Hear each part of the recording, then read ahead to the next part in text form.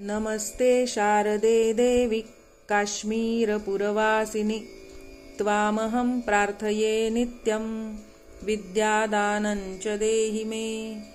या श्रद्धा धारणा मेधा वाग्देवी विधिवल्लभा भक्तजिह्वाग्रसदना शमादिगुणदायिनी नमामि यामिनीं नाथ लेखालङ्कृतकुन्तलां भवानीं भवसन्ताप निर्वापणसुधानदीं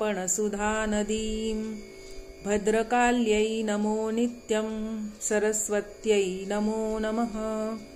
वेदवेदाङ्गवेदान्त विद्यास्थानेभ्य एव च ब्रह्मस्वरूपा परमा ज्योतिरूपा सनातनी सर्वविद्याधिदेवी या तस्यै वाण्यै नमो नमः।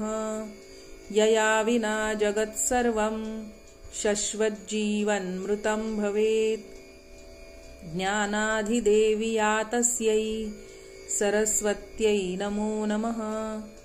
यया विना जगत्सर्वं मूकमुन्मत्तवत्सदा या देवी वागधिष्ठात्री तस्यै वाण्यै नमो नमः।